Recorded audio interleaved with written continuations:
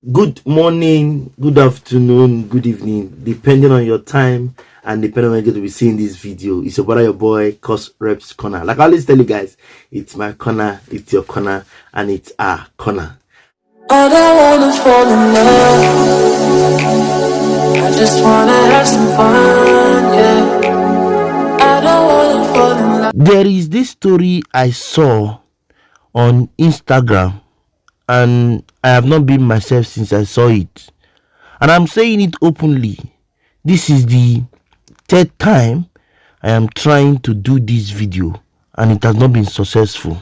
Somebody will say, third time? Yes, this is the third time I am trying to do this video. It has not been successful, but I told myself that I must do it because why? What this lady said really touched me. Let me tell you, most of us who have done one or two sacrifices for love that didn't favor us, don't cry, don't think about it, don't sweat, because your reward, as they normally say, is in heaven. For me, I have been with somebody who I have helped. Let me not come and be announcing. Let me just say who I've helped. Let me not say what I did for her. At the end, what she did was to date me and was sleeping with my best friend. I'm telling you my life story. This one is not them say. I'm telling you stories. I have also done the one I did, that I was with somebody. I sacrificed even at that time in school. I'm not trying to call names. Like I said, I will not call names. That time in school, she needed that particular help in paying her school fees. If not, she will not take her exam, because there was a law as at then that they said without school fees, no exam.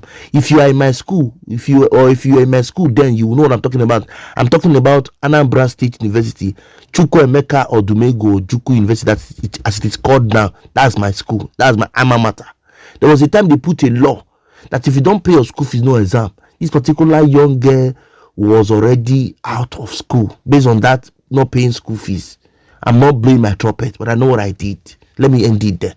But at the end, it does not favor you. Don't think about it, because your reward is in heaven. I know sacrifice I have taken for people. I know shot I have taken for people. I know shots, bullet I have taken for people that I felt would have favored me. But all wars come to wars. They all neglected me when I needed them the most. That is just similar story with this our sister. She had done everything to the one she called love. She has sacrificed everything. Even made the man, from what she said, even made the man what the man is. But what happened? The man dumped her 2 times. She needed the man. Let me not drag it. The story is already too long. Let me just allow us listening to this story. Girls, men, women, man, woman, you all have to learn.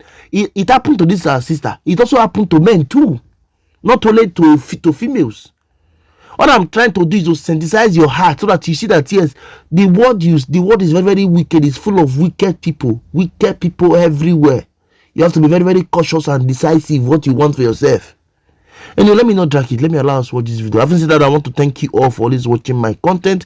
I want to appreciate you for the love and the care. For those of us who have not subscribed or followed us on our social media platform, please, I beg you, subscribe to our channel, like, comment, and share so that we can move this ministry to the permanent side. Come away next time to see me your screen, guys, and leave us with this video of our sister who shared her life story of what she has been through. Let me tell you, there's always a glory at the end of the tunnel. Don't feel bad. Don't feel that God is not watching you. There is a reason for everything, and God might be saving you from that thing that you could not have saved yourself from. Take my advice. It will function. You will see that yes, I said the right thing. Okay, please give me your comment, reaction, and your nice words for this our sister in the comment section. I always want to tell my story because I want to encourage women, young ladies, to know their self-worth and not to give up on themselves when they're going through a lot in life, you know. I'm born into a Christian home, and we're 5 in number, 5 siblings. My parents are healthy. My siblings are healthy. No one has ever fallen sick. In fact, nobody has ever visited the hospital since even till now in my family. But I'm the only one that's always dragged them to the hospital, you know. Yeah, so when I was 9 years old, I had my body was getting swollen, and they took me to the hospital, and doctors told my mother that something is wrong with my right kidney. being a religious woman, she said, give me my daughter. I need to take her to church. I don't know kidney what, and she put me, I can remember I was 9 years, but she put me in a tuke bus, and it was straight up to church. She was shouting inside the bus, my daughter, what are they saying? When she took me to church, glory to God, we prayed. We stayed 3 days in that church. We didn't go home. And I woke up, my body was dry because it was really sore. I was bigger than my usual self. But not knowing that, unfortunately, my left kidney started working. So the right one is already packed up. So the one I was surviving with was the left kidney. And I lived with that left kidney for 15 years before it finally was pronounced that I no longer have kidneys. That 15 years, I did a lot of things. I was always having, I suffered. I was always having toilet infection. And I thought maybe it was my body. And anytime I go to public toilet, I was using my own toilet at home. I don't allow anybody to use my toilet because I'm always prone to inching. And I will buy lots of antibiotics. I will buy a lot of things. I was using my money for school fees to buy medication. My parents would tell me, we send you money, but I don't want them to feel bad. But I told my mom one day that I'm always inching, and she asked me a question. Are you still a virgin? I said, yes. She said, okay, you're not moving from one. I said, no, you are neat. I know you to be a neat guy. I said, I'm neat. I even change my undies every time. I will be ironing. If I wash my undies, I will iron it. Like, I took care of myself, but I kept having inching, but not knowing that that was already a weak bladder. It was an infection from the bladder. It's already affecting my last kidney. These things were happening internally, which I do not know about. And then I think it was in 2011 when I met my ex. He was in US, okay? He's a US citizen. And he came over to Nigeria. He saw me. I was a very beautiful girl. So he saw me. I said he wants to marry me. And then we started planning. We did our pre-wedding photos. We did everything. We've done our introduction. I've even tested my gown. We fixed the date. The date was December 15th, 2012 was supposed to be my wedding. And in July, 20-something of July, I knocked down and I fell. They rushed me to the hospital and they told my parents that I have kidney failure. And my ex heard it in US and called off the wedding from the phone. He just called me and said, I'm sorry, I can't do this, my dear. I just can't do this, with his American accent. And I thought he was joking, Then they were giving me the second pint of blood because when someone has kidney failure, the blood goes down in the body. And so he called the wedding off. That almost took my life. So where my story comes from is how I survived my body breaking down and emotional trauma. People started encouraging me because I've never dated in my life. So that was the first man I ever dated. And I've always told people that I'm not going to fall a victim of heartbreak or something because I know myself. I carry myself very well. But when it happened to me and I was on the sick bed and I felt like nobody's going to marry me like this. Nobody's going to love me like this. My kidneys have failed. My dad sold his house. My dad sold his own house. We moved from his personal house to a rented house in Edo State just to see that I'm surviving and I'm going for my dialysis because dialysis is very, very expensive. He has a timper that he sold his timper. In fact, they sold so many things just to see that. And my ex can send me millions. I was a millionaire as when he was taking care of me. I was begging on TV. Anybody from Edo State who remember my story from 2012 to 2013 will remember that this is Esu talking. I came out on TV. I was crying. I said, I don't want to die. You need to see if I'd known, I would have put my green screen and see how I was looking in 2012. This is different now. So I was looking so sick. I looked like a skeleton. I was begging the people of Edo State to donate for me so that I will stay alive, so that I would not die because my parents were running out of cash for my dialysis. And fortunately for me, people turned out. Two-Face, Timaya, why did they turn out? A musician in Edo State, Maleke, just announced that a young coming artist, because I was a young coming artist and is sick right now and she's seriously down. We might lose her anytime from now if they can just support. And they came for Maleke's album launch. And that was how they all supported. They raised about 6 million naira for me. If not, I would not be able to travel to India for my transplant. And luckily for me, I was able to travel, and my mom gave me a kidney. You know, I was surviving with my mother's kidney. I'm loved by my family, but I lost my memory when I was in India, because when I was in India, I was, after about 6 months, I've done the second surgery. The fourth surgery I did was my transplant. But when I was in India, I did about 3 surgeries before the major surgeries. The second surgery almost took my life. I woke up in the ICU, and my doctor said, just give her phone. Then I was using this, a BlackBerry. So just give her a phone and welcome back, Sarah, you're alive. Just give her a phone, let her play and all of that. Straight up, I went to Facebook. Immediately I click on Facebook, I saw congratulations. They were congratulating my ex. I said, oh, maybe he has become the redeemed pastor that he said he wants to be then.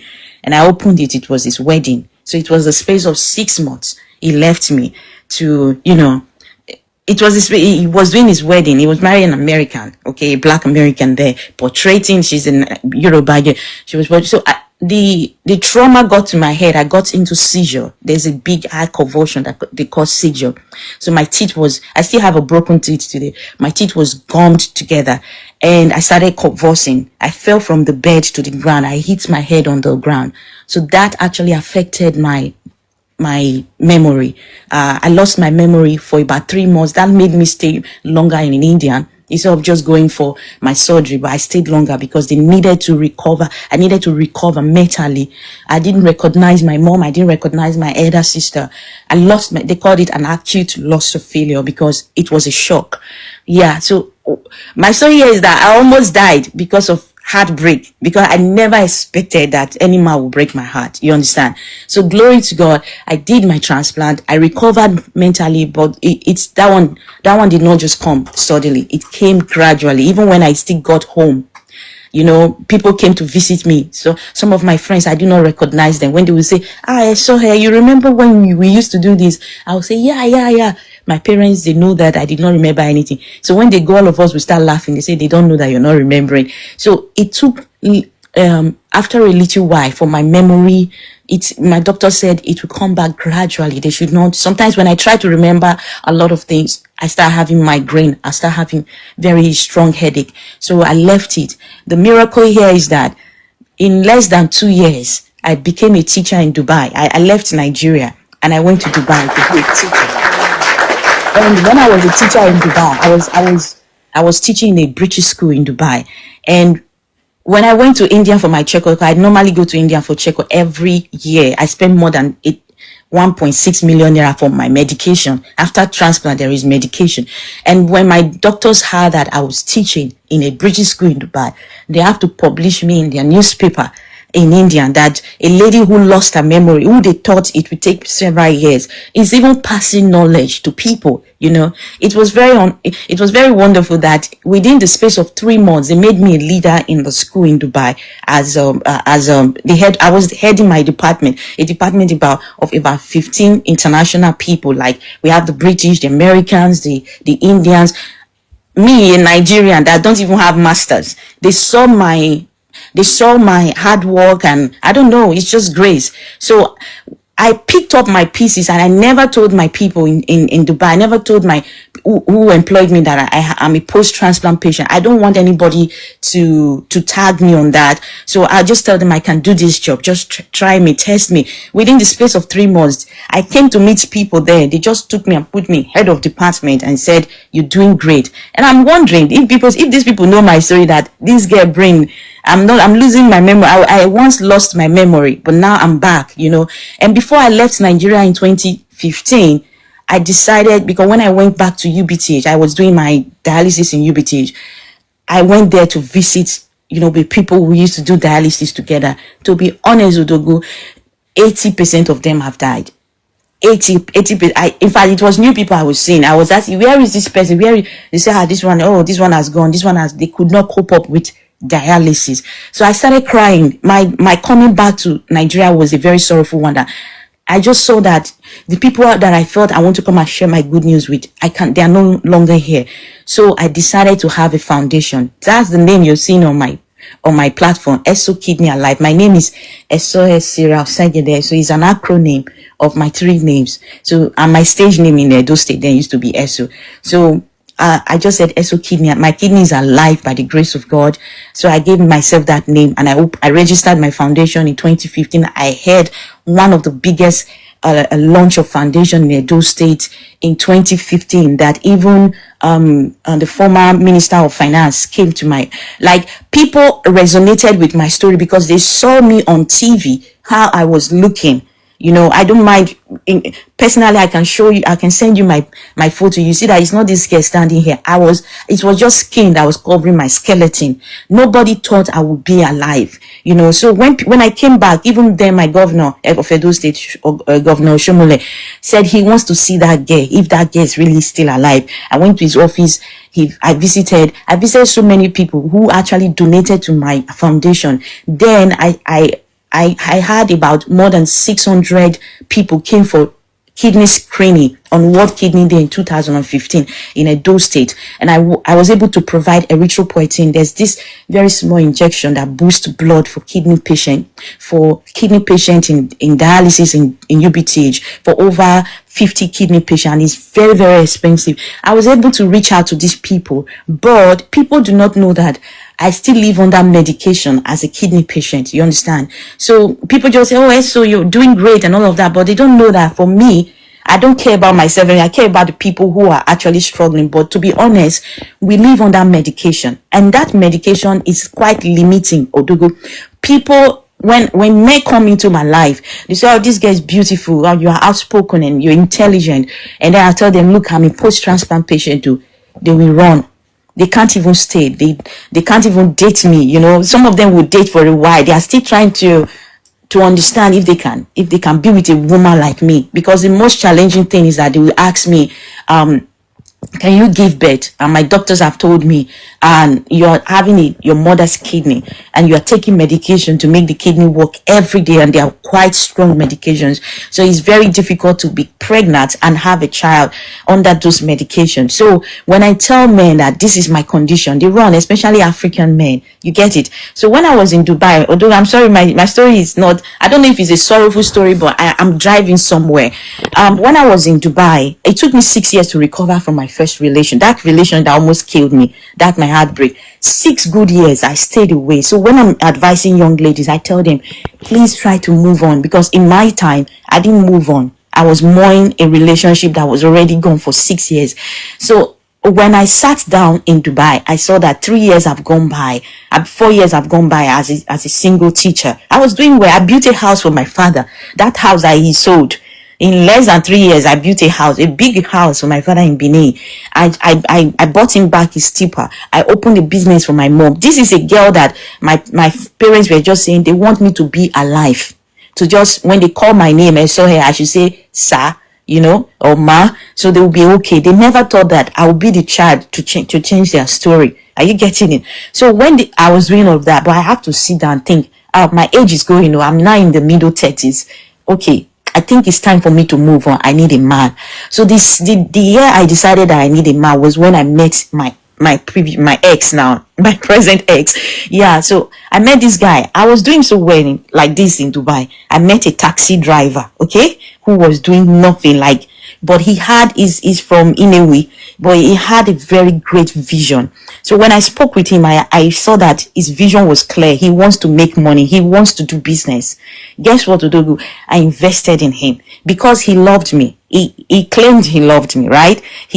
I told him about my story. He was the only one that stood by me, that said, with or without your story, I'm going to be with you. I will marry you if only I have the money. Then I thought about it. I don't want to disappoint my parents. I don't want to bring a man from my status. I bring a man home that is not doing anything. So I asked him, what do you want to do? He said he wants to do business. And I looked at him. He's a very driven person. Odogo, I invested in this man.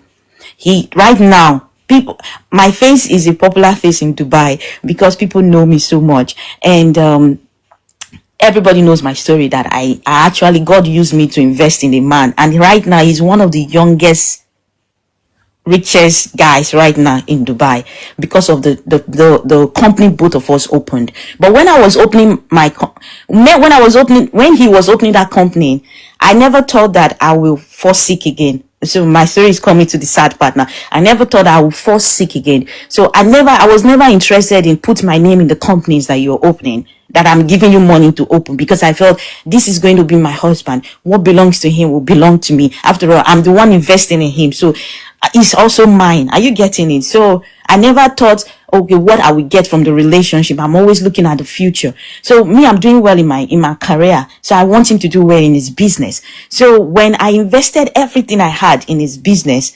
the business was kicking off. COVID started, and while I was teaching in the British school, I contacted COVID. But because I'm a post-transplant patient, the COVID hit me so hard. I almost died. I was rushed to the hospital, and they pronounced that my mom's kidney that I was living with has failed. So that was the greatest tragedy of my life. It's not the first one. It's the fact that somebody donated her kidney for me, and she's doing so well. She's happy that I'm alive. And the news that I didn't want to hear, is like my nightmare came before me again. And I was seeing them rolling me. They put a pipe on my neck. I have scars on my body. There's a big scar here where they put a pipe on my neck. They were trying to make me survive because I can't breathe. My face was already white. Blood was stopped. So it was both COVID and kidney failure at the same time. So thank God for good doctors who actually, they told me I was always almost 1% gone when they brought me to the hospital. So they put a big pipe on my neck. And when they were taking me to the machine, I was sharing hot tears in my head.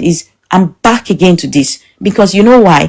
That same year, we were planning to go home. This guy has already called my father and said, Dad, I'm coming home. I want to marry your daughter. My business is coming up now. So I want to marry your daughter. My dad was excited. Oh, you found a man. I said, yes, Daddy, don't worry. We're coming home this December. In November 20th was when I broke down, and they rushed me to the hospital, and then they pronounced that I was having kidney failure again. And my fear was, the second time, because I was about getting married in 2012 when that happened. So I'm asking, this thing has happened again the second time. Is it that the world don't want me to get married? And he was with me because he knows my first story. So he didn't want to act like my first ex. So he stayed for a while. He took me to the hospital. He was watching me. I would ask him, do you want to leave me? He would say, no, I'm here. But I think after a while, after a few months, I did dialysis for almost 2 years in Dubai before I moved to the UK. I think after a year and few months, when he drops me, he drives back home. He's with his Igbo friends. They are now making money. The business we started was a big one. We were bringing in containers from Nigeria. So he was rolling with the big boys now in Dubai, and they are all Igbos. So they are asking him, is she an Edo girl? Say yes. No, don't marry an Edo woman. So being an Edo girl was a big problem. And then, she's even sick of kidney failure. So news got home. I don't know how the news got home to his family. And they started calling him. They said they would disown him if he ever married me. And I remember then he used to tell them that this girl is my leg and hand, though. This money I'm building. If you see his mansion, Odogo, that he built in Ninewi, I was one. I took that plan from my good guy. Good guy is my friend. I took that plan from my good guy. I said, good guy, give me this plan from you, the one you built for your mom. I want to build a house. Me and my fiance, we want to build a house. I can say, okay, if it's you, they sent me the plan. If you see this house, so the things he built, he put in that house in India. Both of us went to the market, in China market in Dubai. We bought all those things because I thought this is a man I want to marry. Are you getting it? But after a while, he said he can't do this. He moved on. Actually, I started noticing he was talking to another woman, a lady he has never met, but they helped him to marry this lady for him in Nigeria, and they told him, if she's the one that made you who you are, pay her off. I heard them say that. They said you should pay me off. And I was crying. I said, how can you pay me off? You can't pay me for the time, the sacrifice. I used to borrow money from school. Then my salary is huge, but I used to take salary advance. I used to do a lot of things. I would work extra. In fact, it's one of the reasons why my kidney was weak for the COVID to even knock it down. I worked extra. I used to cry. I'll tell him I want to change my job, that my job is killing me. He would tell me, if you stop, me, I don't have anything. How can you stop? So you know you are the one carrying us.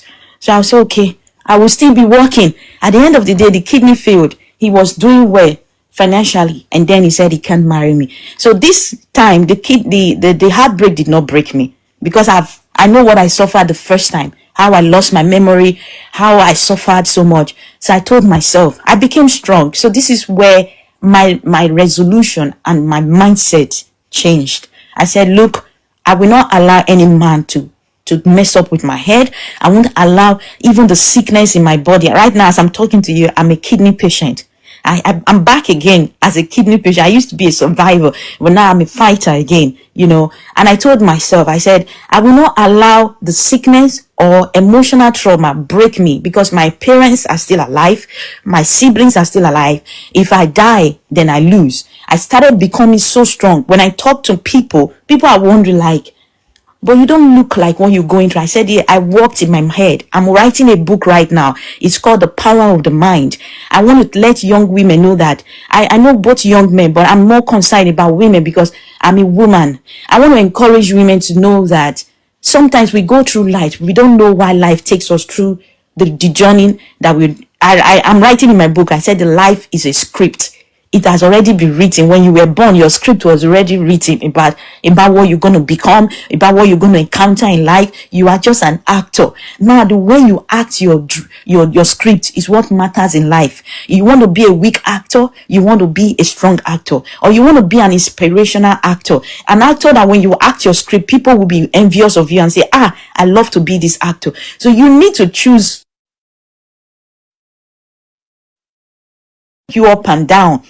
From this level I was in Dubai, I stopped working. I resigned. I looked at my big job and I wrote my resignation letter when I was in the hospital with tears. Thank you so much. With tears on my eyes, I was writing because I know right now I have to depend on a man. I depended on him for 1 year. Odogu, I dated him for 3.5 years. Just the last year, which made it 3.5, was when he took care of me, that he gave up. But this was a man I took care of for more than 3 years. More than 2 years. It was me that was the house we stayed. I took my car. I bought him a car 2017. As of 2019, I bought him a car of 2017 Kia Sorento.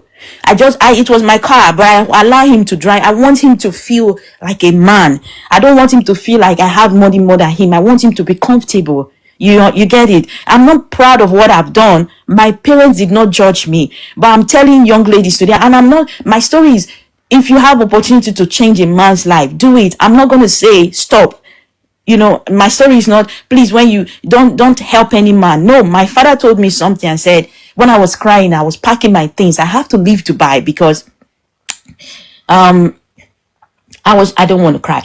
I was telling myself that I want to remain in Dubai, but I asked him a question. I said, why do you want to get married to a woman and bring her over to Dubai? In Dubai, people know both of us. Why don't you just get married to me in Dubai? And if you want to, because of childbirth, if you want to marry the woman in Nigeria, you can go and marry her and she will have children for you. I was bringing myself low to that extent that I wanted to be in that situation where a man will marry me and go and marry another woman, so that he can have children. Because then, as a kidney patient, as a post-transplant patient, I can't even have children. No talk of a kidney patient. So I was telling him, I want you to have kids. You're a young man. I'm not going to stop you from that, but I've built a life with you. This is our mansion. This is our business here. How do you expect me to walk away with nothing? Because now I've resigned and all the money is in the business and my name is not in the business. And I asked him, I said, okay, if you want to leave me, what about the business? He said something. He said, my friends are even happy that your name is not in the business, because I don't want my future wife to have problem with me because I have a name in my ex name. That thing broke me, Odogu. I cried for days, just knowing the fact that not because a man broke my heart, but because I know I want to start from square one again, because now I can't walk. I can't do anything. Are you getting it? All the money I would have invested in myself. I'm grateful to God that before I met this man, I've already done something at home for my parents. I built a house. I've done a lot for my siblings. But in the space of meeting this guy, my parents used to call me and say, "Are you okay?" I said, "Yes." My landed property, I wanted to do something. I wanted to build a hostel. I had vision, but everything was on stop because I was building a man, because I felt like if we get married and he's stable, then we cannot do our vision together. So my parents will ask me, "Is everything okay? Your land is growing grass, or the other one, they want to take it to." Well, I say, "Mommy, don't worry, I'm working on something." I was building somebody else's son. But I will not tell any lady to stop if you're in that situation. I'm not here to tell you don't ever build a man. I've seen women who build with men and they are eating the dividends of it. Are you getting it? So it's just life. Life happens. When I was about to leave Dubai, my doctors advised me that, look, if you are in Dubai, you're spending a lot of money on your dialysis. You should go to UK where NHS will be free so that you can take care of yourself. I looked at my life, the kind of life I've built for myself in Dubai, and how I can leave it behind and come to the UK sick and not having anything in my pocket. So I was asking, oh my God, I'm sorry. It's a lot to start from square one again, It's a lot. My dad told me something. He said, "You should be grateful that through you, a man is lifted up. That you are like an ocean. You are a river that flows, that no matter how many people drink from your river, you don't get dry." That word hit me so hard that I thought of giving up, but I held on. I said, "I don't want this heartbreak to break me. I don't want me being sick the second time to break me. I need to be strong for myself." My parents, God gave me a very strong, supportive people. My parents, my siblings, they are the best. If I'm coming back to this life,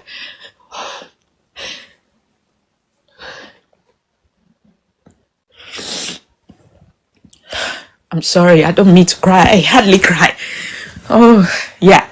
So if I'm coming back to this life, I want to come back to the family which I came from. My family, I don't know. I hold them a lot. Do you want to go get some water? Are you okay? I'm a kidney patient. We don't drink a lot of water. Okay. Do you want to take a break? I'm fine, Odogu. I'm fine. I didn't know I'll break down. When I tell my story, I don't cry. I don't know why I'm doing this. Yeah. Yeah, when that word my dad told me, my parents, they told me, "Look, pick up your pieces. You were once broken, and then you pick up your pieces. You went to Dubai. You did a lot. You can still pick up your pieces and go to the UK, and you will do a lot there. We trust you. We trust the process. We trust God in your life. So don't let whatever has happened to you stop you." I said, "No, Dad, I want to stay in this place. My money is in this business. We have 2 big companies. The biggest African shop in Dubai is what we have in Dubai right now. Anyone hearing my voice from Dubai, we know who I'm talking about. That used to be my business, the biggest African shop." So I said, "I can't go away. I can't come to the UK." I never wanted to be in the UK. I said, "I want to come as a student. I will come and start from square one." Dad, they said, "You have to do it. You will leave that country. This boy don't want you around." He said he's bringing his wife from Nigeria. So, boy, where will you be? Where will you be at? You can't even walk. You can't rent your own house. So go. You have to leave. So I picked up my pieces. I was holding on that word my dad told me. Said, "You are a river. Many people will drink from you. You will not still run dry." I told my dad, "I'm exhausted. I think I'm dry because everything has left me. Now I'm sick again." They said, "You can do it." I picked up my piece. I remember in the plane how I cried my eyes. The air hostess came to give me a lot of tissue. She doesn't know why I was crying, but I kept crying. And when I landed this country, I touched the ground. I said, "This ground, you will favor me. You will favor me. I'm a kidney patient and I've lost my emotions. Everything is messed up, but I don't know how I'm going to cope. I don't know how I'm going to survive. No parents, no sibling. But this land, you will favor me." I prayed that prayer.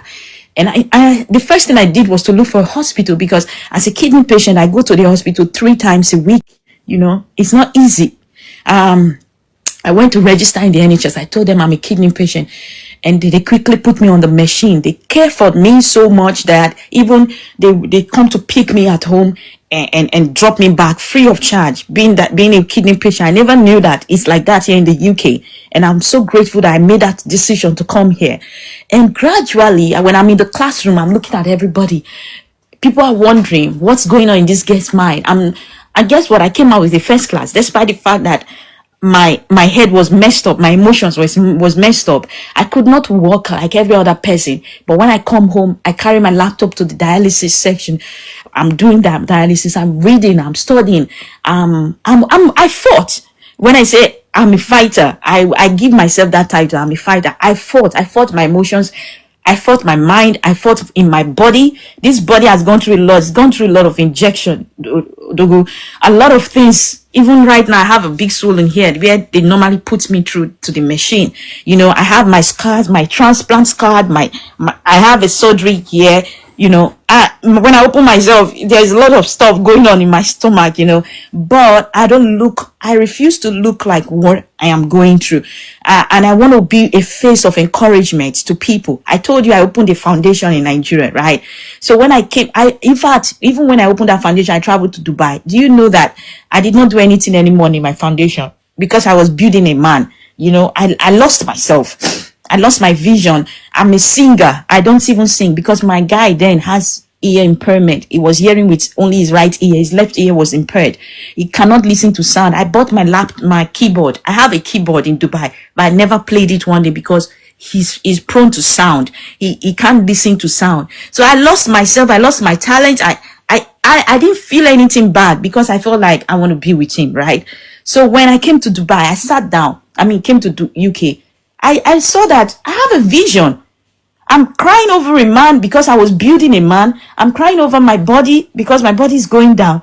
But I can still do something. I have a vision in Nigeria. Guess what? I kicked up myself. I called my team in Nigeria. They said, Mama, we've not heard from you. I said, I'm back. Tell me whatever we can do for kidney patients in Nigeria. Do you know that most persons, I'm just saying it for the first time in your life, Odogu, people do not know that I'm going through kidney failure again the second time. I told my parents, do not tell anyone because I don't want anybody to cry over me. I'm in a better place. I can't come out the second time on TV and be begging for fund. I said, God has elevated me from that level.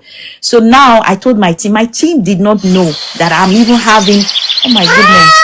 My team did not even know that I'm having kidney failure. They said, why are you so energized? I said, you know what? Thank you so much, guys. I said, you know what? We need to respond to kidney patients. Guess what, Odogu? The little money, I was doing a part-time job here in the UK. Any money I get, I will send it back home. Thank God for exchange rate. I'll send it back home.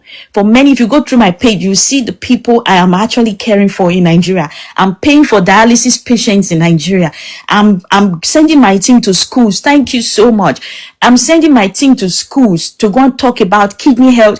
My foundation has kicked off because I forgot myself. I forgot my vision. Young ladies, never you forget yourself when you are with a man. Don't forget who you are. You have a vision. You have your own life. If not for heartbreak, I don't think I would be doing what I'm doing today. I forgot myself. And within the space of 6 months, I got back to my foundation. I was doing a lot. Somebody saw me in Canada and nominated me for an award in UK here. You know, in last year, that was my second award I'm getting in my life. You know, Glam Award. I was nominated for my humanitarian work. I'm like, who know the little things I'm doing?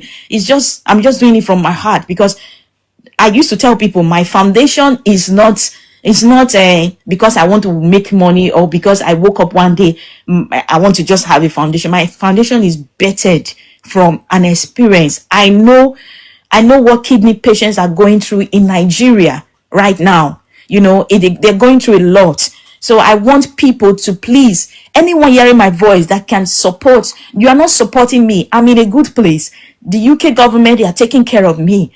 Imagine a kidney patient like me. I'm still going to, I have work tonight. I work as a night carer. I go to work. So that's to say I'm in a better place. When I was a kidney patient in Nigeria, My brothers used to back me. There's no wheelchair. That's why I've supplied wheelchair for dialysis patients in renal department in UBTH. I supplied them wheelchair because I remember then there's no wheelchair. My brothers will back me, will fall on the ground, they will pick me up again. So is it that girl that will think about going to work? So I can't work, but here in the UK, because the dialysis section is going well and it's free of charge, I don't have to pay. So I can't miss any dialysis section. So it's making me look healthy. I'm looking fine. No brother, no sister here. But I can go to the market. I'll buy things for myself. I'll come and cook. I take care of myself. I'm strong. I go to work. Even in my place of work, my company do not know that I'm sick because I'm doing job like every other human being. So it's not, my foundation is not about me. It's about the people back home who are sick. Many people are dying. It's not because kidney disease kills, how will I put it, rapidly like that. They die because they don't have money for dialysis. Because I have been there, I would have also died if not that God raised people for me. So that's why I am here. And my platform is to talk about kidney health. My platform is to educate people, to make them know that there is a disease called kidney, because there are a lot of decisions and a lot of lifestyle that people just live and they don't know that their internal organ is at risk.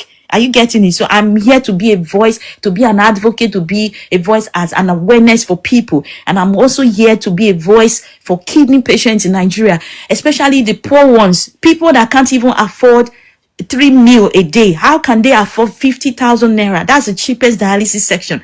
50,000 naira for one section. Oh, they are supposed to do dialysis for the rest of their life. And to stay healthy, they are supposed to do dialysis 3 times in a week. Okay, and that 3 times in a week, the cheapest hospital you go is a federal hospital, which is 50,000 naira or 55,000 naira. Somebody's salary will be 50,000 naira, and he's supposed to do one section of dialysis for a week, which is supposed to be 3 times for one salary. How can that person cope? And that's why some people are doing dialysis once in a month. When you see them, they're looking so sick. They can't breathe, because I just told you I can't drink water that much because I'm a dialysis patient. When you're sick of kidney, you cannot, I'm sorry, I'm dripping. When you're sick of kidney, you cannot drink, you cannot pass urine. Right now, I don't pass urine. I think I'm coming out for the first time to talk about this, because people just see me online. They think I'm a survivor. I tell people I'm a survivor. I don't tell people I'm a fighter. I don't tell people I'm doing it, but I'm coming out in your platform. Let me just say the truth. Everybody should know I'm a kidney patient, and this is my second journey. I'm one of the youngest in the dialysis center in my hospital here in the UK. And those old people, they'll be looking at me and they used to tell me, Sarah, what are you doing here? You're too young. And I'm laughing in my head, like, if you know that this is my second journey, I'm your senior sister in this situation. You're too young. You shouldn't be here. But this is my second time. So I'm young, but I'm experiencing this sickness. Are you getting bored?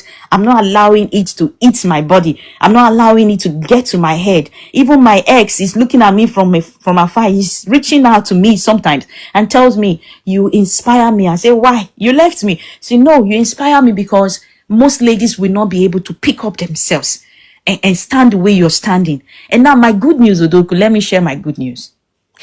Despite when I came here, I was telling a lot of people, many guys see me, when I dress up like this, I nod like this, people will not understand that a lot of things are opening in my body. Guys love me. They just, I want to be with you. I want to marry you. And I tell them, look, this is who I am. They'll just run. I felt like, okay, this is abroad now. They are exposed. They are they are not like the myopic, ibotic, I'm sorry, Odogu, you're an Igbo man, but it was Igbo man that broke my heart. And I'm from Nnewi, by the way. You're from Nnewi? You will know him, oh. You will know your brother, because he's from a good family, though, from Nnewi. Yeah, no, we'll talk later. So, when some of them are born here, the people that are even asking me out, they are born here. So I will say, these ones, they will have a different mindset. They will still run away. But although just last year, I met someone. I met a British man. I want to share my testimony. So that's why I say I'm not here to beg. I want to encourage young ladies. Don't lose yourself. Okay? I'll tell you, I'm not wearing my ring. I just woke up and I saw you online. Yeah. I got engaged this February, okay, by a British man. I'm grateful to God. I'm sharing my testimony. I'm grateful to God. sharing my testimony. I'm using this to so encourage people. This is me that I've gone through 2 failed relationships that is supposed to lead to marriage. This is not just relationship. The first one, I already got, I got my haul. I've won my wedding gown. Okay, that relationship broke me to pieces. The second one, I invested so much in that relationship and it broke me, and they both left me. Those were the 2 relationships I've ever been in, and they both left me in the worst time of my life. And in my head, I will not meet any man again that will love me, because anyone that comes around, they will ask me out. I will tell them this is who I am. I tell them straight up, God, I don't have the strength to start a relationship and get broken again. I tell them straight up, this is who I am, and they will run away. In fact, they won't even have sympathy to say, oh my God, oh, you're going through this. Oh, I'm so sorry. I can't date you, but how are you coping? Ask me how I am. Like, show me some humanitarian mind or emotions. No, they will just run as if I am not a human being. And you get, sometimes it gets to me. It's paining me because I know who I am. I'm a beautiful woman. Not just beauty. Beauty is nothing. I'm very intelligent. I'm industrious. I'm a very strong woman. I'm a woman that a man should have in their life. I'm not boasting. I know my parents will tell me, you are the kind of daughter that we should not be praying for to have a husband, because you are a woman that a man should have in their life. I don't look for a man that has money. I've never done that. Men just come my way, but I don't. What I look at a man, I look at his vision, I look at what he can offer in the future. I am ready to suffer with a man. That's the kind of woman. I'm not a Gen Z kind of girl. I'm a woman I'm an analog woman. I refuse to be a Gen Z girl. That's why I'm telling people, whether you suffer with a man, the man did not allow you or did not give you your dividends, don't change who you are. Don't let your bad experience change who you are. Maybe you are meant to change a man's life. So in the nearest future, when you meet a good man, you allow the pain of the past to affect the good man that God has brought to you. And that innocent man will start suffering from the pain of the past. So please remain who you are. It's a privilege to be used by God to change somebody's life. It's a big privilege. So if God gives me a man again tomorrow, which God has given me, thank God, I don't have to suffer with this man. God has blessed me with that. But I've told myself, if God still gives me a good man tomorrow, God says you are meant to transform this person's life, to support this man, I count it all joy. I'll count it a privilege that through me, my husband is doing so well. Because we as women, we need to see ourselves as helpmates. That's what God called us to be. Unlike the kind of people that the kind of generation we are having now, where women are looking for a man, already made man that you want to come in. Sometimes you need to see yourself as a woman to change a man's life. That you need to know what you are. If you are a valuable person, then when you come into a man's life, no matter the state a man is, his life definitely will be transformed, because you carry light. Because you should know who you are as a woman. Don't be looking for already made. Look for a man that has something here, that has a vision, that has life. It doesn't necessarily mean he has to have millions, but has life and has vision. That's what God has blessed us with as women. God has given us foresight. We see. I saw that man, and I'm not regretting today. My father told me, don't regret. You sowed in a good ground. You get it? So when people look at my ex today, everybody knows in Dubai, people were angry with him, like, did you leave ESO? You left ESO. That girl that made you. So my joy is people know that it was when he met me, his life changed. Who am I in this world? For me, through me, a man's life will change. So it's a blessing. It's painful, but it's a blessing. So count everything to be blessings, guys. It may be that the whole world turned. I know a lot of women are going through a lot of heartbreak. This my type of story. Many people may have gone through it, but you need to use mine as an encouragement. Today, do you know that if they tell me that middle of last year, that I will have a ring in my finger, is a lie. I never even believe any man will marry me again, because the men that have passed through my DM is too much, more than 200. Okay, but none wants to stay. Even some white men too. Some Scottish. I met a very nice Scottish man. The way the guy left, I cried. That day I cried to my parents. They said, what? I said, look, sure, you guys said Oyibo man will not disappoint me. They said, they were petting me. They said, don't worry. I said, am I carrying a disease? The worst thing is that my condition is not contagious. It's not like even if you sleep with me as a woman, you will not get kidney disease.